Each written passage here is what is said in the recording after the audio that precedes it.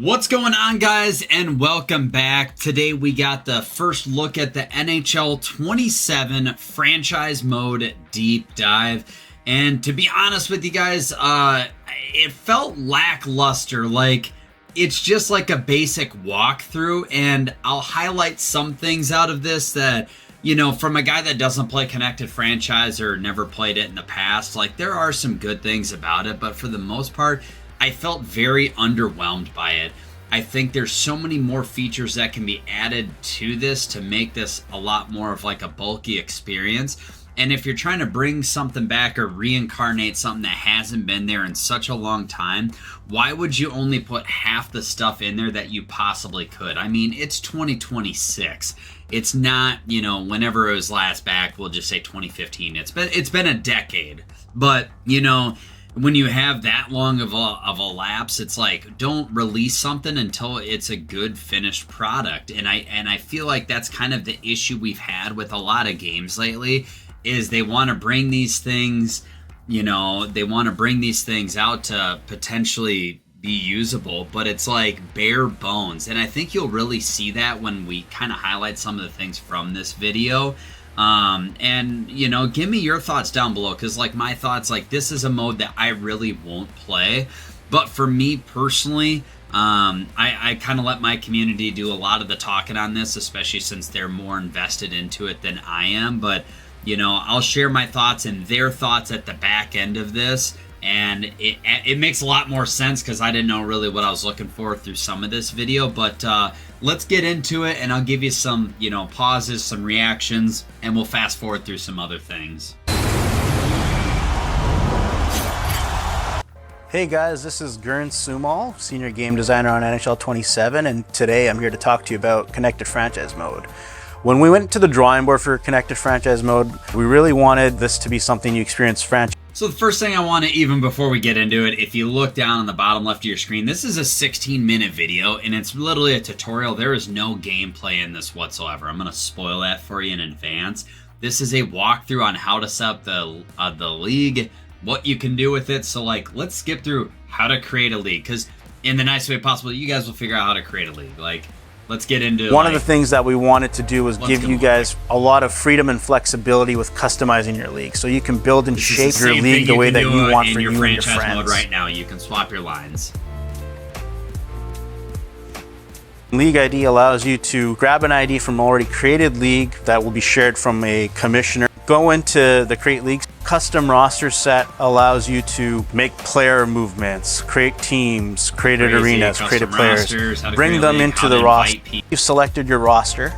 You can name your league and each of conferences, the number of divisions. Again, our goal was. So the one thing I want to highlight on this is, yes, like, you can have, you know, up to 32 full teams, but it looks like you can have anything as small as three teams in this league, and then it'll break down by conferences, divisions. You can then set how many games you want in a season, how you want your playoff format to be set up. A lot of these things can be changed through there. You can do, like, what's the playoff or the regular season going to be set up to. You can customize the games. You can have it play where, like, you're facing a certain opponent 1, 2, 3, 4 times in, like, a round robin type of affair. Like, I don't really want to, like, regurgitate what's already out there. You can watch this YouTube video. But for me, like, on the sideline, just looking at some of this stuff, I'm like, okay, like, there is nothing on here that is, like, overwhelmingly, like, wow, I'm really surprised at this right now. I can't believe they added this. This is literally just like, this is a tutorial of how to set up a league. This ain't a, wow, look at all these awesome new modes we have. Look at all these brand new things that you can do. This is the bread and butter of NHL 27. This is what they're priding themselves on. But throughout this, you will catch them saying, hey, like, there is better stuff in years to come. And to me, that just blows my mind that this is your focal point of NHL 27, but you're telling us up front, hey, there's going to be better things that are going to be released in the future and maybe not today. Like, that is the wrong message you should be giving the community. Looking through here, yeah, retired jerseys, salary cap minimums, maximums, you know. Meaning you can change some schedule stuff, you can change the standard You can do the 3-3-1. Yeah, there's a lot you of can set different playoff conferences. format. Name your You can set the divisions. I'll select San Jose here and continue Wow, look at that, fast so league. much You fun. can. If you want Gameplay hard shots. sliders. One thing I did like is the gameplay sliders, because you can turn it up, and they were kind of mentioning throughout the video, like, hey, you can have them have max speed or really hard shots, or like you can kind of affect it. They actually don't click on this gameplay sliders tab and show you all the things that you can manipulate. I think this could be kind of fun if you only had a few people and you just kind of want to mess around and just like make it more of like a fantasy style. I think that would be a lot of fun, but yeah, nothing too crazy coming out of this. Once your league's created, they're kind of going into the manager, like you're managing your club versus what the commissioner's role is and what the commissioner is going to be allowed to do. The invites that you can do, like when you're on EA Play, you can see everybody that's in the league on your EA Play, and there's probably a different. So that means you'll be able to send. So this is one of the main screens you're going to be looking at, and as you can see, the commissioner is going to be running a lot of this stuff over here on the left side. Just being able to process the transactions, override things, simulate through different games and stuff. I think the biggest thing that you kind of have to take away from this is like you can set max salary caps. Like this is literally just like the parameters of what you can do within your league. It is nothing flashy or over the top. They are saying that the menus move faster. It doesn't take as long to create the league, and they really pride themselves on that in the nicest way possible. It's 2026. If the menus aren't moving fast here in the year 2026, something is egregiously wrong. You know, especially for this mode that is really considered to be bare bones by most of the community. And this is like what I was saying, they go into the Connect, you can see all the players that you've invited to your league in the My NHL Now tab. You can go into your team, you can propose new trades, put them on the trade block. This is gonna really mirror what they already do on the franchise side of the house. They're talking about here about how they can, you know, you can, before a lot of stuff was based off of salary, now the salary cap won't be a thing, like as far as like what's going to be accepted for certain trades, but they will not allow you to play further games until you meet the minimum skater requirements or the minimum goalie requirements.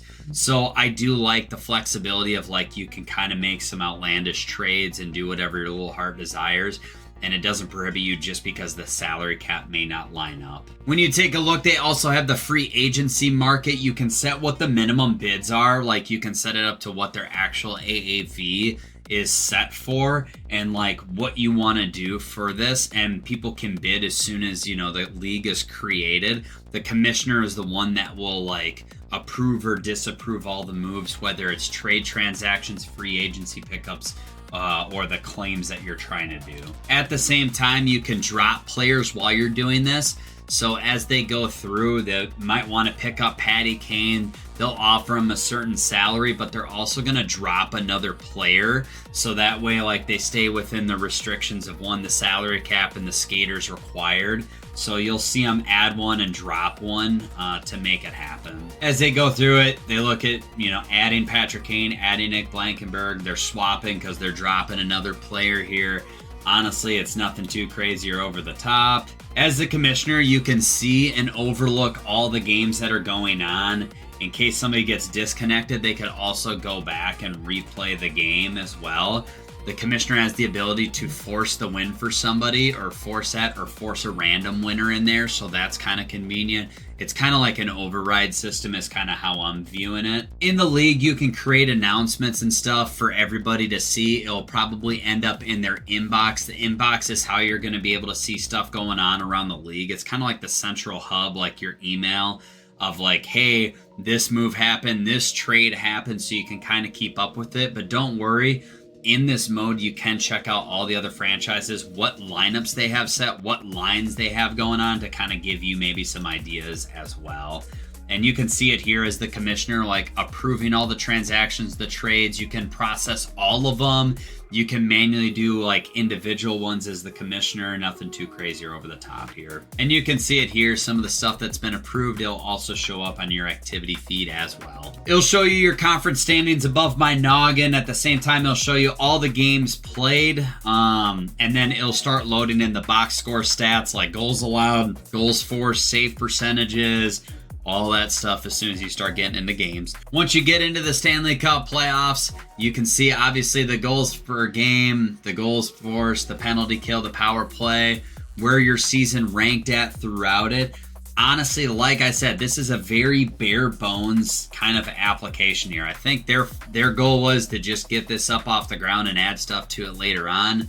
If that's the case, that should not be the focal point of NHL 27. It should be on the gameplay. Honestly, I would love them to do a deep dive on like what they're going to change as far as being able to push out new stuff for HUT. Not so much like from a gameplay style, but from the, hey, here's what we're trying to do moving forward as far as the events go, what to focus on. Like, I really want to see more of that. I think you could have spent half the time on this and said, hey, when you go through this is how you set up the league, and that's a completely separate video compared to like, show me like the capabilities within the league compared to this is just your left and right limits of basic setups. Overall, for me, like, I don't want to play a lot of this video. Like I said, you can go back and check it out. Like, I took some footnotes and stuff like that.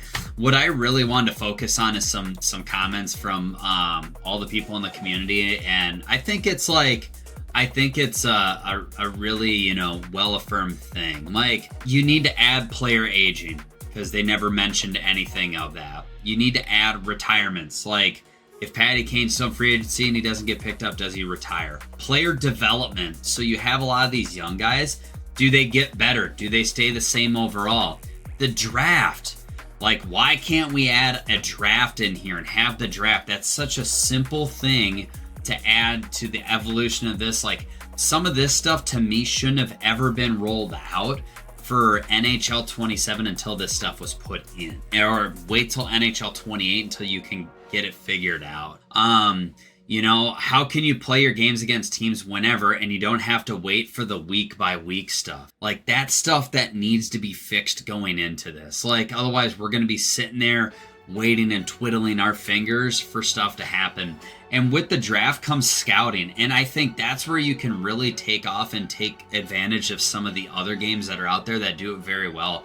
I really like how college football does their scouting and stuff. Like, you don't just unlock every single ability that player potentially has by scouting them one time.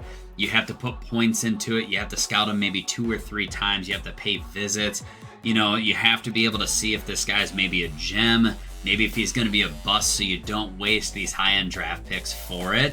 And with the player evolution, now instead of just being like, oh, sweet, I got this team, I'm in a really good spot, now you can look at maybe taking one of the lesser teams, doing a rebuild, and start trading away some assets to move up in the draft, whatever it may be.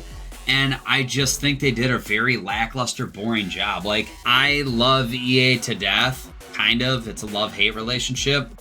Even the presentation in this, like, let's listen to 2 seconds, and it's nothing against this guy, you know? But when you go over to the My Team section, you'll see that we have the edit lines, which... Get somebody in there that's enthusiastic and excited about this game. Pay me some money to get in there and get in the booth and explain to you about some of the positives and negatives in this game, rather than just feeling like, yep, you can go in and you can propose trades and you can edit stuff. And it's not on this guy. It's not a dig at you. You are the wrong spokesperson to make me excited about a game.